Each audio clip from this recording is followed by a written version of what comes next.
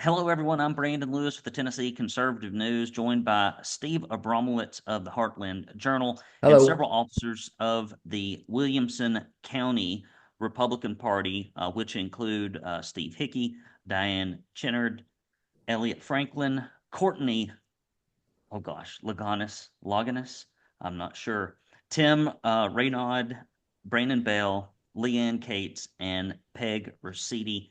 Thanks to all of you for being here. I'm sorry if I butchered anyone's name. I am a redneck, and that's what I speak.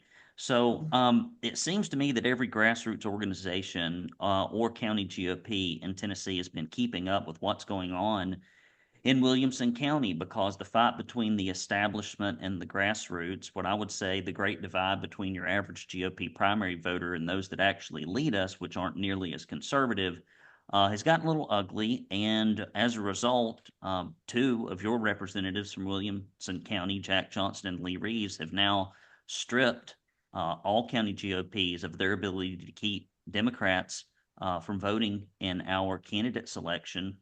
And I find it very interesting that the primaries didn't get closed and all that stuff got killed, but somehow they found the money, $8 million, to shut down the rights of a private organization. Can you kind of maybe somebody give me the background of how this all came about in Williamson County because it is an unusual sea change?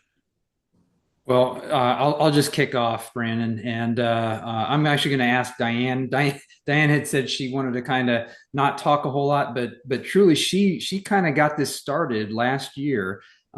We've had a problem in Williamson County for a while now. We know that Democrats have been crossing over voting in our primaries, and it has had an effect on our elections. Back in 2022, we had two races that were determined by fewer than 50 votes, won by 11 votes, where there was demonstrable crossover voting from Democrats that exceeded 10, 15, in one case, 20%.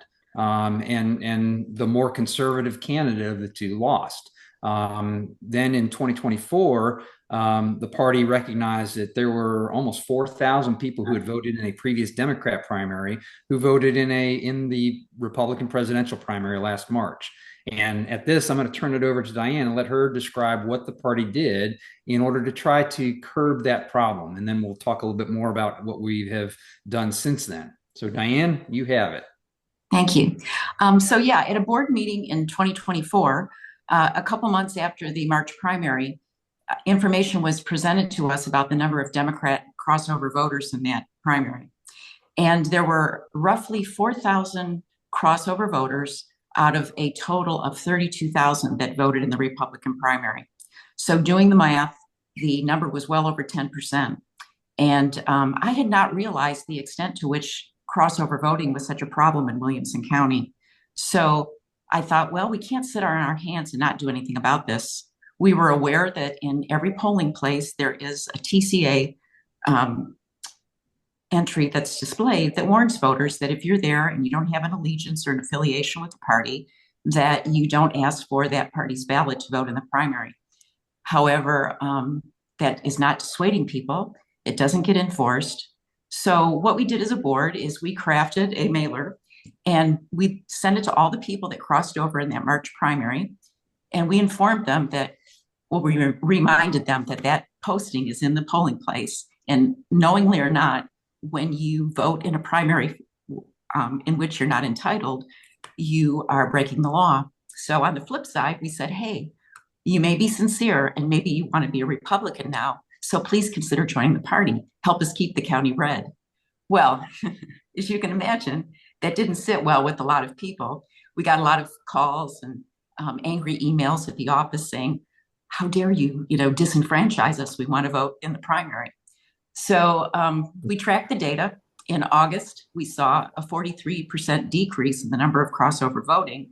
And we think in some small measure that was attributable to that campaign that we undertook. Well, that is an interesting strategy and one that I may well employ here in Hamilton County. I've taken a note here. It shouldn't cost that much money. I think we could get that done. Hold on a second. I'm going to just go ahead and put here mail crossover votes in Hamilton County. See, this has been a good call already. So, Republican leadership in the General Assembly has refused to close these primaries. I mean, I've been following it for 5 years. There have been bills brought for 5 years. They've all been killed. And then, watching them shut down the caucuses, which I hope the party at the state level challenges legally. They should. I believe the SEC is, feels like they've been walked all over, which they have. And so when you think about everything that's going on with the rights of the party, does Williamson County as its own organization have any standing? Is that something exclusively that the state will have to bring suit on? I know that the Supreme Court has ruled in the favor of parties previously being able to select their own candidates. Does anybody have any thoughts? Are there any attorneys on here that might want to weigh in? Courtney. Courtney's an attorney. Oh, you're asking for attorneys. I guess that would be me. Yeah, I think the question of standing is an interesting one, and it's such a new question that, I mean, there's a number of things that could happen. I mean, we've got the attorney general who has the chance to weigh in. There's a question of which county party at which level, or is it the state, has standing to take action. So I think that's an actively open question, not trying to be a slimy attorney.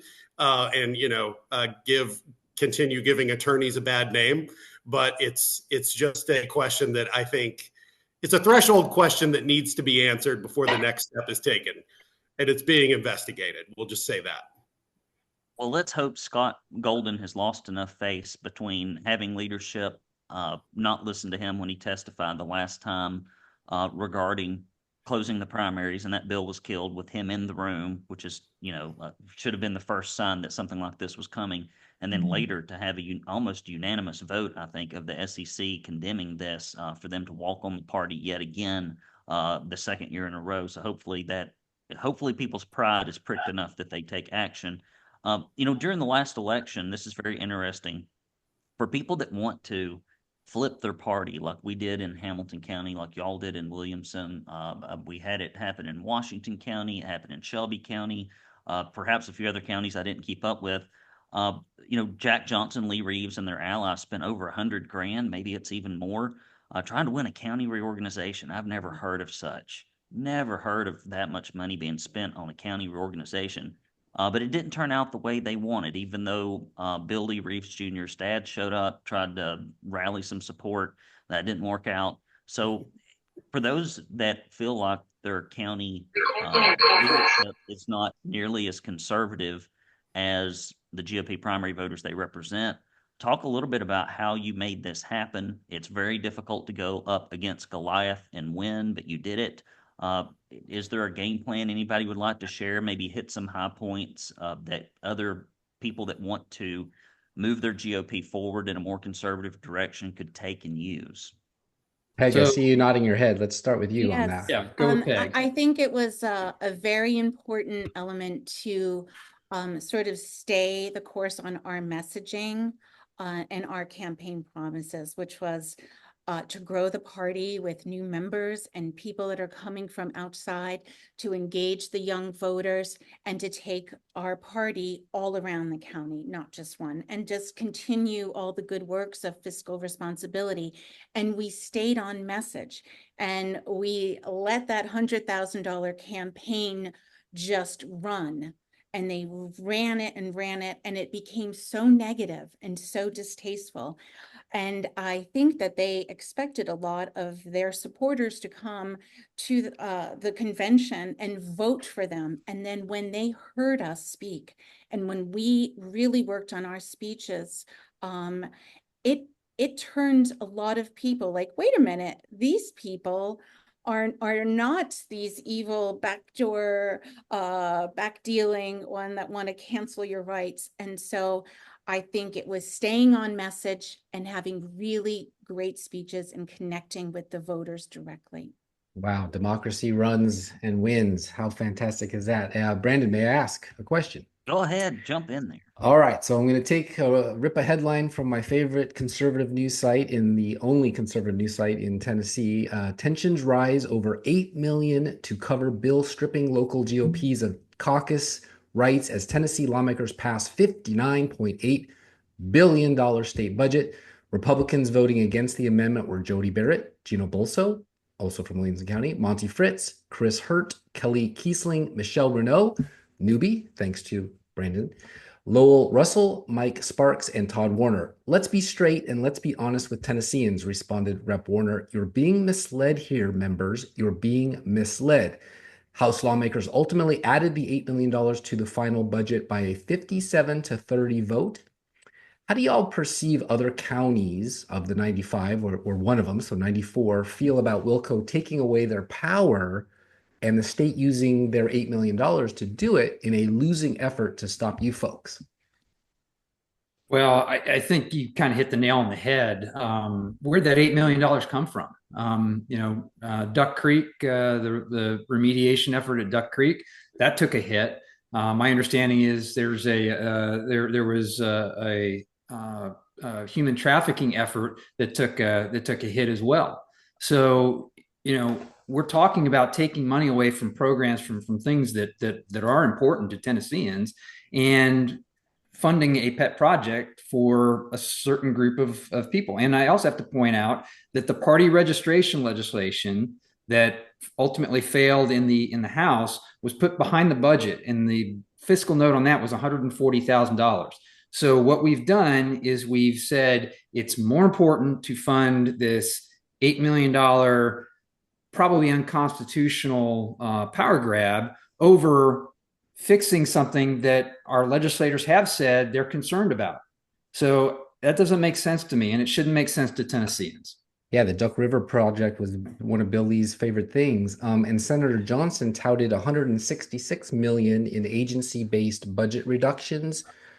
He said, we continue to reduce the size of government. It reduced 324 vacant positions, offset by 269 new positions, but that is still a net reduction of 55 positions in state government.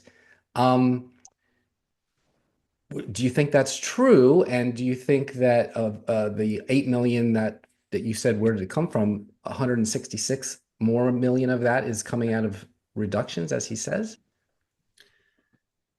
I can't speak to the specific legislation you're talking about, but I think it would be wise to look at the details. It's the budget. It's the budget they just signed for the state. Okay, well, I do want to ask you, Steve, and then I'll give it back to Brandon. You sat there and you were treated pretty bad for somebody who's elected by the people. Tell us about that experience. Why did he do that? And congratulations to you for taking it. I don't think any other executive chair has done that before, at least in my memory. So I was up on the Hill to testify against Senate Bill 799, which was the companion bill to House Bill 855. And the reason I went up there is I wanted to explain to the senators what the problem is, which is Democrat crossover voting. And I spoke to specific examples we have here in Williamson County of Democrats openly and publicly calling for Democrats to cross over and influence the May 2022 county primary. So I spoke to that, and afterwards I was taking questions from the senators, and I took one from Senator Lowe, the sponsor of the party registration bill 777, and he brought up the fact that military personnel would need to vote absentee, and I spoke in agreement that we would need, if we would do any kind of convention, some way to make sure that military members are taken care of. And there were other senators that were asking questions, and it all pretty much focused on what I had testified about. And then I thought everything was done, and Senator Gardenhire from down in Brandon's area there, he asked a question, and I could tell from his tone and from kind of the pacing of his question that he was going to be aggressive with it. And he basically wanted to know what my definition of a Republican was. And I gave him a definition, which was my definition of a Republican is someone who holds conservative values, who honors the Constitution, and because they claim to be a Republican, are going to adhere to the Republican Party platform. Well, that wasn't the answer that he was looking for. And really what he was trying to do is he was trying to point out that the Republican Party's definition is one thing, and people may have a different definition. So he wanted he was trying to get a gotcha. He said, but that's not what you said, because earlier when I was describing how the Republican Party in Tennessee defines Republican, it is somebody who has voted in 3 out of the last 4 Republican state federal primaries. So he was trying to catch me in that, and he said, but you said it was, you had to have voted in 3 out in so many elections, and he had stopped for just a moment and kind of tailed off. So I thought, okay, he's asking me, and I went ahead and answered 3 out of the last 4, but he continued to speak after I had started my answer, and then he jumped on me, and I honestly, I think it was a setup. I think he had meant to do that.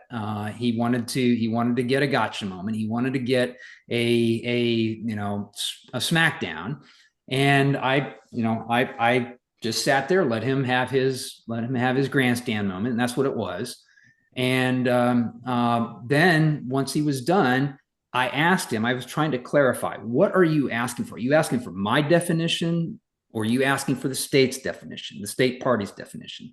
And if you watch the video, he stepped on me as I'm trying to get clarification, and then he made me repeat what my definition was.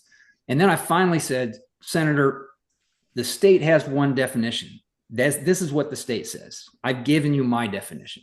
And then he wanted to discuss something from 1960 involving William Buckley, and use it as kind of a cudgel to try to say, I didn't know what I was talking about. And the funny thing is, I actually do know what I'm talking about, because I'm actually in agreement with the senator that being a conservative is more than just jumping on whatever the latest bandwagon issue is.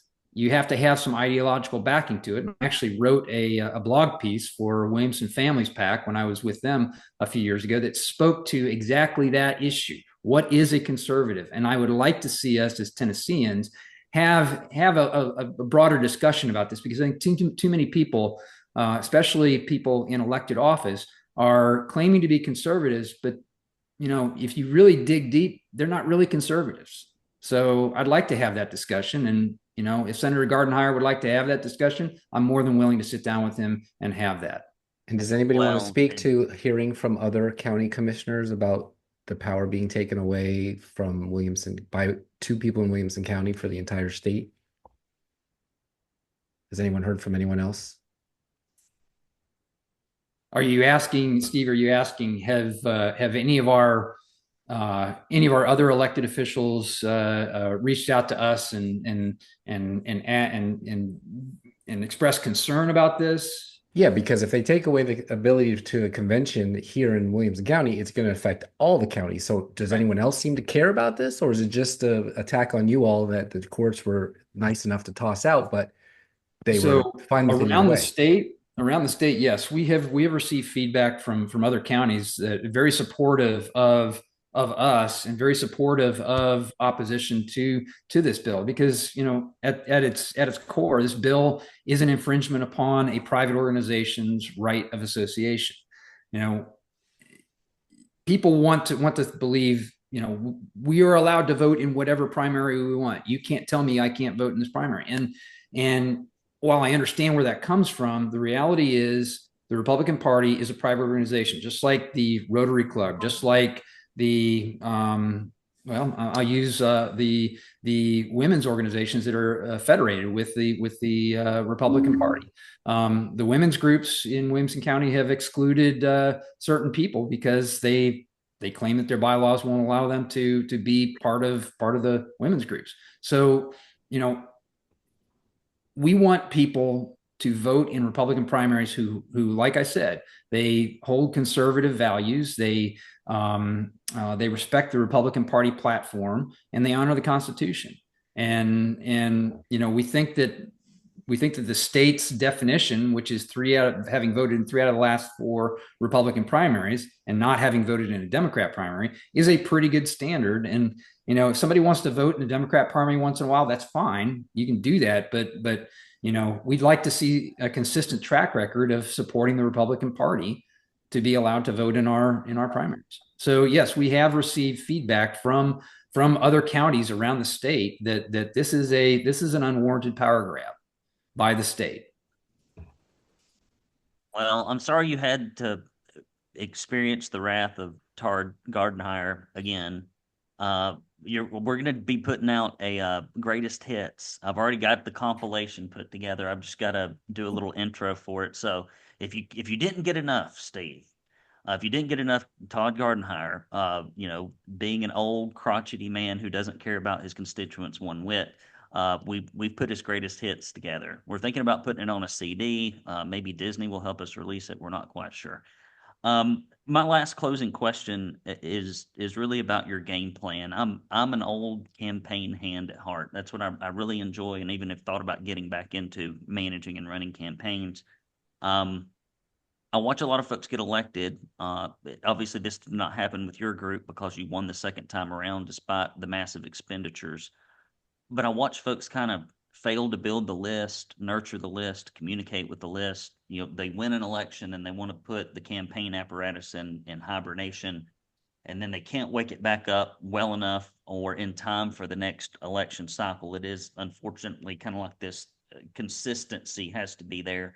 So, what is your plan in Williamson County, and what do you think these folks who have taken over their parties need to be focused on to make sure that 2 years from now, we don't end up with the same folks that just rubber stamp leadership, irregardless of whether or not they're conservative, and clap like a bunch of seals and consume food and meet and eat, but yet do not do much. They don't knock on a door. They rarely donate. They don't make phone calls. They're just kind of like living statues that socially like to get together. How do you make sure that your organization and others continue to attract talented people that are willing to put in actual hard work, the labor hours and the money, so that y'all can keep this conservative momentum in Williamson County? I'm going to ask Elliott and Brandon. Would you guys like to speak to that a little bit? Elliott and Brandon, they were both part of the previous board. Now you had mentioned earlier that we had taken over the party, but I think it's important to note that 5 of the 8 of our members were on the previous board that took over in 2023, and that's really when we flipped Williamson County to conservative leadership. And Brandon and Elliott were key pieces to that. So was Courtney and Diane, as well as Tim Reynaud, who unfortunately is working right now, so he couldn't be on the call. So I'm going to turn it over to Elliott and Brandon and let you guys kind of speak to that. No, Brandon, you're exactly right. That's in order to keep them engaged. Look, there's a lot of different things. One is, you've got the local issues, you've got the school board, you've got the county commission, you've got issues that people are passionate about. And so when you find out that you've got, these grassroots groups, 10, 12 people that are passionate about how high we are in debt. Why are we almost $2 billion in debt in Williamson County? But focus on them and keep them energized, and they're going to focus on the county commission. You've got school board and the books that shouldn't be in, and you've got other issues with DEI policies and things that need to be taken care of in the schools. You've got that group of 10 or 12 or 20 folks. Keeping them all engaged, having them come speak at our mix and mingles, moving the mix and mingles and the monthly events all throughout the county, not just in Franklin. I mean, those are the things that we're excited about and energized, because you're right. If we just wait and we have some social events and, we have a dinner and just a social club, we are going to, you're not going to win again. And so you've got to keep them engaged, find what they're passionate about, and invite them to be in charge of those committees, create subcommittees where they're dealing with, they're calling their 20 and 30 friends. Then when it comes time for those lists and it comes time for the door knocking, you ask early on about, how did we beat the $100,000 campaign? It was through all of their efforts. They were the ones knocking on people's doors. They were the ones proactively asking how they could help, because they didn't want that momentum of, we have record people speaking at school board meetings. We have record people going to even the committees of the county commission, the budget meetings and things. She would think, what in the world? Why are people interested in this? They've got a day job. They've got their kids' sports, but they realize it's personal. It's a personal attack on them for all these school board policies that are being passed and all this, increased taxes through the budget of all the waste of the county commission. That's how you get them engaged, is the personal, and I'm so excited about continuing to do that. Adding to what Elliott said, there's people that are curious about the party and the local party, and they don't quite understand how to get involved until somebody asks them, and some of the new events that we created over the last 2 years, where we were connecting with people. There's an influx of what I'll call political refugees coming into our state, and we sometimes we kind of arch our back up and we think they're here for nefarious reasons, but the majority of them are here because they left what they didn't like what they left, and they were learning as we engage with them that they want to ensure that Tennessee does not become the state that they left, the blue state they left. So it's just, getting them engaged. We've been meeting with them, and there is a fresh group of people, either they're transplants to Tennessee, or they're younger generations that, they've been busy raising families, and they're going to try to find time. They want to find time to get engaged because they care about their kids. They care about their future. And we just have to make sure that they understand the easiest way for them and different ways for them to get connected. I think I can name a couple of those myself. Yeah. And I'm going to jump in and Brandon Lewis, you're native to Tennessee. You're native to Chattanooga area, aren't you? No? Okay. I've been here for 22 years. Well, that's pretty close to being a native. I think there's this perception that, oh my gosh, these are new people coming in and they're trying to change Tennessee. Speaking about the conservative movement, and I don't think that's true. I think there's a desire to keep Tennessee, and I'd like to reach out to people who have been here, their whole lives and have grown up here. In fact, one of the people that helped us and probably knocked the most doors for us, graduated from Page High School back in the 70s. So, there is an opportunity here to bridge the old Tennessee, the people who have been here, who grew up here, with the people who are moving in. And actually next month, Courtney, I'd like you to speak to our mix and mingle that we're going to have next month, because we do want to preserve what makes Williamson County, what makes Tennessee great. And we want to make sure that the people who might be seeing this conservative resurgence within Williamson County, within Tennessee, they realize that, hey, we want you part of this too. And this is because we care about Tennessee, not because we're trying to change it. So Courtney, go ahead and speak to what we're going to do next month at their mix and mingle. Yeah, absolutely. And I think it ties back into what we were talking about. When we took over in 2023, I think people were just fed up with their government and their leaders not caring about them, right? I mean, these were the people who, like you said, were knocking on the doors, like Elliott said, showing up at the school board meeting. They cared about their community. They were willing to lay down in the mud for their kids and their grandkids. And we saw the power brokers, especially in Williamson County, just ignore them. Not only ignore them, but it was worse. It was ostracism. It was name calling. And so we really took them by surprise and took over. They fought back very, very hard in 2025, which was part of the contest that was just resolved. But a strong group of those people are just folks in neighborhoods who see creeping development and see nobody cares, that the developers just want to make money off their backs. They're not concerned about the land. They're not concerned about natural resources. So we see a lot of these small grassroots groups pop up in neighborhoods and communities when sort of what they view as runaway development comes in. So a lot of those folks who are quote unquote anti-establishment are on our side. Many of them are conservatives. This environmental stewardship issue, it can be a very, very conservative issue. And a lot of the people using the waterways are, fowl hunters every, Saturday or Sunday morning. And a lot of them may be wearing MAGA hats while they're shooting ducks, right? So this is not a liberal conservative issue. This is an issue of the grassroots and people feeling empowered and people feeling like, our leaders don't care about us. And I think that goes hand in hand with the sort of insurgent grassroots conservative movement we see now.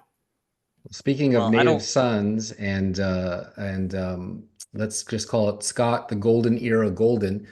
Last year, Scott Golden was reelected to serve his fifth term as chair of Tennessee's GOP. First time in 80 years, anyone has had 5 terms, 10 votes, 10 years.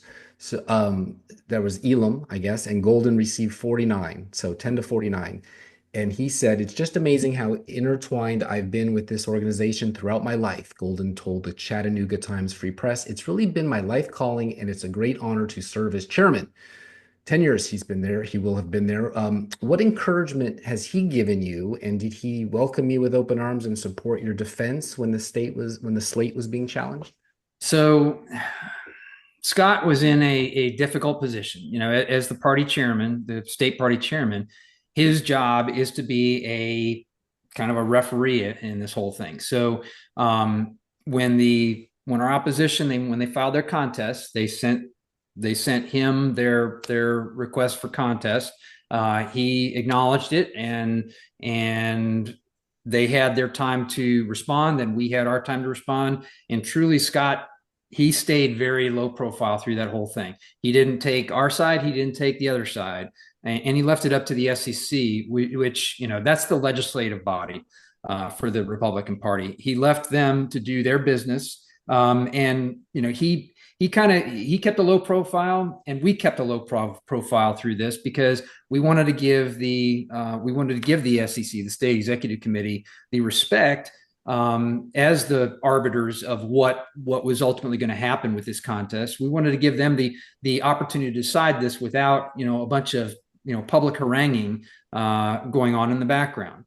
Now, our opponents, they chose to make everything very public, and they chose to continue basically campaigning through that entire process.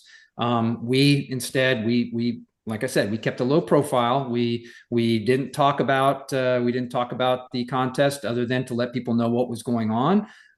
We refused any public comment on our thoughts on the contest. We let our brief that Courtney put together kind of do our talking for us after, you know, when it was submitted to the SEC.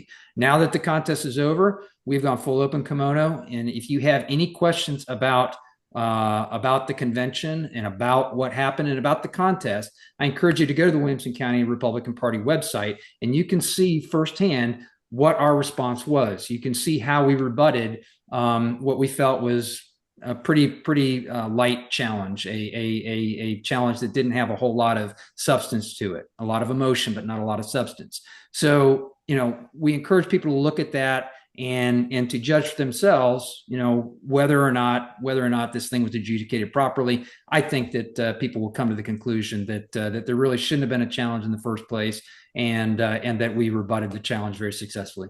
It was a good convention on March 4th, and I think Tennesseans, especially in Williamson County, should be proud that you had 1,500 plus people turn out for an event such as this. I mean, that's the largest in state history, and, you know, not to toot our own horn, but the largest in state history before that was the 2023 Williamson County Republican Party convention, where we drew 622. So what you're seeing is a lot more people get involved in the political process, and we support that. We want that. That's the kind of party that we want. We want a Republican Party that represents the people rather than the elected officials. Elected officials are great, and we will support them. But part of that support is if they are doing something that is counter to what the general population wants, or what is in accordance with the Republican Party platform, you know, we have to say, you know, hey, this is what you should be, you know, maybe thinking about. So we think it's very good that people are more engaged. As far as Scott Golden, I think he handled the situation just right, and I have a good relationship with Chairman Golden. If only someone would publish a rhino report. Brandon, you got any other questions? I don't have any questions, but I will tell an amusing story. I was with some friends at Macklemore, and I think this completely tells exactly the mindset of the folks that are in the establishment in Williamson County. I was there with a couple of friends. I don't play golf, but they live on this very swanky golf resort on top of a mountain. Just, yeah, it's a nice, beautiful place. I enjoyed it. It was fun. But we were having some drinks after dinner at I guess it's the clubhouse, I don't know. And they introduced me to somebody, and they're from Williamson County. And so I said, hey, I heard y'all had a big reorganization convention over there. Heard it didn't go very well for some, but went very well for others. And they were apparently somebody on that other establishment side. And we started talking about, you know, how long I've been in Tennessee. I said 22 years ago. Oh, you're just a newbie. So there are people that have been living in Williamson County since 5 generations. And so there is this whole thought that, like, nobody new should ever enter the county. And if they do, they're evil. But I would second what you said, Stephen. When you look at we've published articles on this, folks that move here, like Steve and others, from if they're not moving for work, if they're moving for personal choice, they are more conservative on average and better informed and more willing to engage than folks that live here in Tennessee, because they watched their state go through this same process. They see the warning signs. They've lived through it to the point where they've had to flee.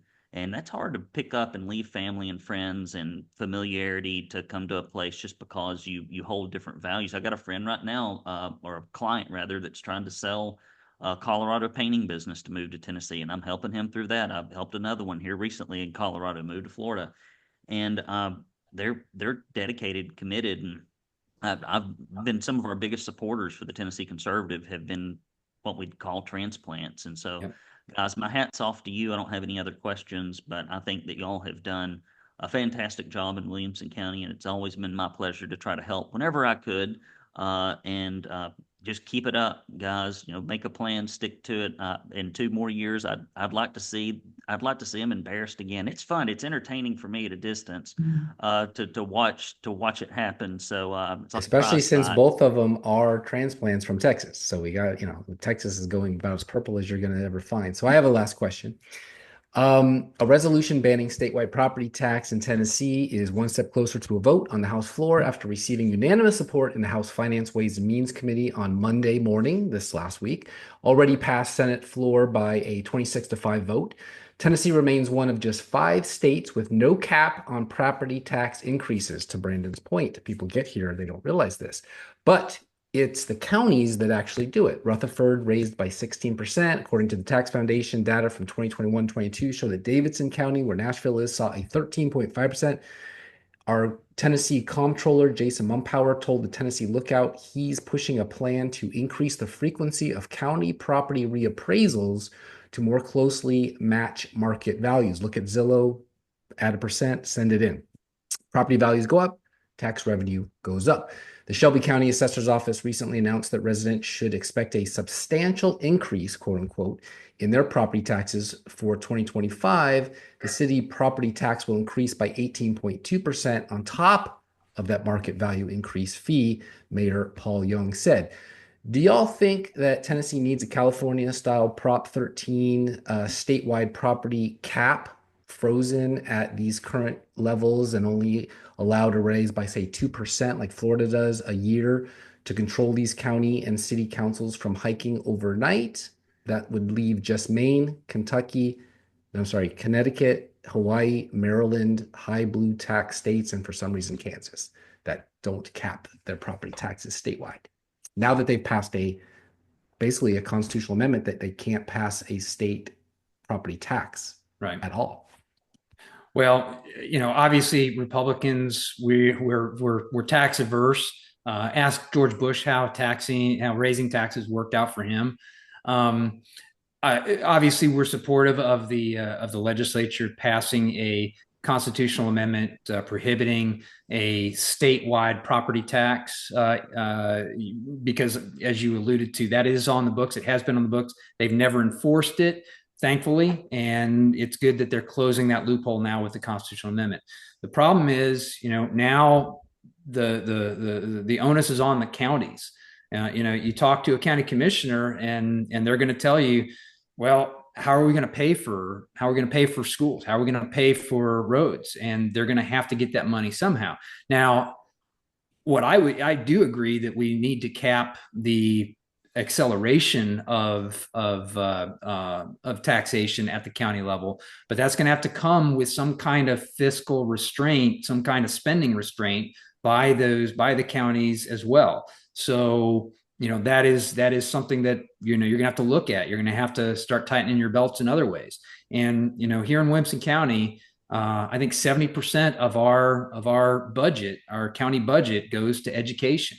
So I think there needs to be a hard look at that. And, not obviously we need to keep our schools top notch, but are there areas where we're, maybe not maybe not running as lean as we should in the education realm. That's going to be something for us to look at as a county, and every county, I think, around the state. Well, over half the states get their revenue, or half the counties get their revenue from sales tax. The next part is property taxes. There is no income tax. So you have this situation. There are fees and assessments, of course, business taxes, but as the states that I came from, California and Washington, will do, they come for what moves, and that's the house. Yep. And next thing you know, you've got 45% tax on your asset house, and you didn't plan on that when you got in U-Haul and moved out of California. Just to move this along a little bit, on Tuesday, the Senate passed Senate Bill 0519, which would require that foreign purchases of Tennessee land be reported to the Commissioner of Agriculture with failure to report, resulting in a civil penalty of up to 25% of the property's value. People think that's a China bill, but that's really an anybody bill, including foreign companies that want to come here and do business. They couldn't do bills to get fluoride out of the water, and the penalties on chemicals, spraying from airplanes that failed. Although last year they passed it, made it illegal, but no penalties. What do y'all think about our real estate being off limits to foreign investment? Well, Leanne's unfortunately not on the call. Leanne is a realtor on the side. Is there anybody with real estate experience that could speak to that? Actually, I am here. Can you not hear me? Oh. Hey, Leanne. Leanne is on the call. Sorry, she just muted. Then Leanne, go ahead and please pipe in. Yeah.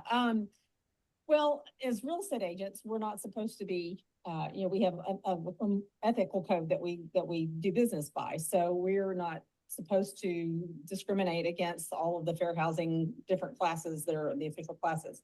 They're protected. But foreign nationals are not one of those. So it is not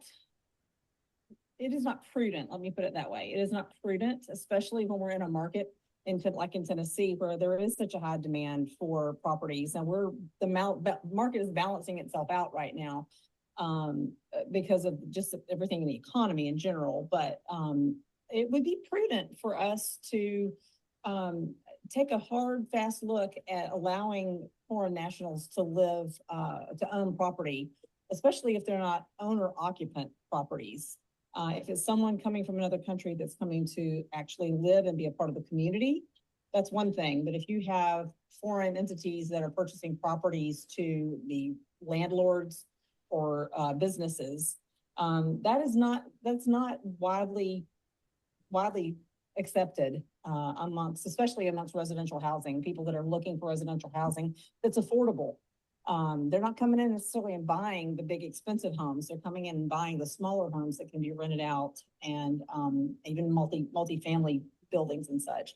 So I would caution stepping into that arena legislatively. I would caution that taking that very slowly and thinking hard and fast before we open the doors swing open too wide to that. Thank you for that. And Steve, you mentioned China. I do think we need, from a national security standpoint, to be mindful that China has bought up a lot of land, a lot of property in the United States, and China is not our friend, and allowing them to have a critical toehold in our country is something we probably need to look very closely at. Yeah, I think that lithium mine is on their mind, and it's right next to a base. A bill that would prevent Tennessee voter registration for illegal immigrants and convicted felons is advancing in the Senate, SB 0133. Does Williamson County have a illegal alien voting problem? I think all of Tennessee has an illegal alien problem. We saw under the Biden administration a huge influx of illegal aliens. Obviously, we had an influx here in Tennessee, down in Brandon's neck of the woods there in Chattanooga. The flights coming in the middle of the night. I have a friend who was T-boned by a illegal alien and gave a false address, didn't have a driver's license, no insurance, and the state really kind of just ignores that problem altogether. The only way he wound up getting cited was because my friend made a big stink of it and discovered quite a bit about how our judicial system just kind of passes these people along after they have a wreck. So I would say anything that makes it harder for illegal aliens to vote, makes it impossible for illegal aliens to vote, is a good thing. And even if we just have a small percentage here in Williamson County, anything that will keep them out of our voting is a good thing, because every illegal that votes in an election cancels out the voice of a American who is voting in an election. And I've seen numbers of upwards of 80% of the trucks on the road are being operated by illegals with some kind of commercial license to allow that to do that. All right, everybody. Well, I want to thank you all for coming. I got one last question, and that is, of course, now that you've got the power and it's been ingrained since it's your second term for most of you, what are the priorities for the next 60, 90 days until the next election for your committee? Well, obviously, we've kind of been on pause for the last month since the election. So the first priority is to get us moving forward. We have a platform, and I think I forget who mentioned it. Was it Peg? I think it was Peg. Our platform was to grow the party. In other words, bring more people in, and we're going to focus on people coming from out of state. We're going to focus on young people. We're going to focus on America First voters who may not have traditionally participated in Republican primaries, but do support President Trump. So if you're somebody with a MAGA sticker on your car, if you're somebody with a Gaston flag license plate, if you're a Second Amendment supporter and you're not voting in every election, every primary that you can, you need to come talk to us. We want you to be a participant in the Republican Party in Williamson County. We also want to take the party outside of Franklin. Williamson County is a Franklin-centric county, but we have communities on the periphery: Fairview, Spring Hill, Nolansville, College Grove, Brentwood, obviously, that need some attention too, and they need to know that this is their party too. So we're going to try to get the party outside of Franklin to the extent possible. We'll probably still have the majority of our events in Franklin, but we're going to make that effort to go out to those other communities and plant the flag. And then finally, like I said, I was blessed to have been asked to join the board that was elected in 2023. 5 of the 8 members of our board were elected in 2023. So I want to make sure that we continue the operational, fiduciary, and ideological excellence that they established. So that is going to be our priority. Now, you asked about the next 60 to 90 days. Well, the first thing we're going to do, we're going to have a staff meeting next week. If you're a paid member of the Republican Party in Williamson County, you're more than welcome to attend that. We encourage you to. We're going to have our first mix and mingle next Thursday night, the 24th, Kings Bowl in Cool Springs. We'd love if you all came out and joined us. This is going to be an opportunity to meet other conservative Republicans here in Williamson County, get to know people who are part of the party, join the party yourself if you're not a member. We're also going to have an opportunity for you to sign up to volunteer within the Republican Party. We need member participation. We want people to participate in our party because this is your party. We need your help. And we're going to have fun. We've just gone through, kind of a very difficult last 60 days. I think everybody will kind of agree. And it's time to have fun. It's time to celebrate. It's time to get back together because we haven't had a mix and mingle since January. So this is going to be an opportunity to celebrate. And after that, we're going to start executing our plan. Executing the platform that I just articulated. So it is supposed to be a party. That is true. So April 29th, breakfast with mayors, everybody, somewhat related. Impact of 2025 property reappraisals. General admission is free. 7 a.m. to 9 a.m. Rolling Hills Community Church. Anyone else have any closing comments? Again, if you're a conservative in Williamson County, please check out the Williamson County Republican Party website. Consider joining, get our newsletter, learn about when the events are, and we'd love to connect with you. All right, BL, you want to take us on home? Oh, I'd love to. No, well, I'm not taking you home, Steve. I'll close the show. Aw. Close the show. I got stuff to do tonight.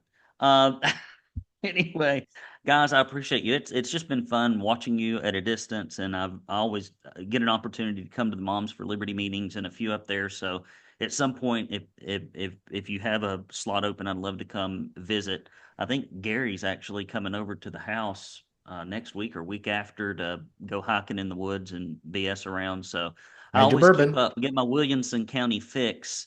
Often talking to Steve and Gary.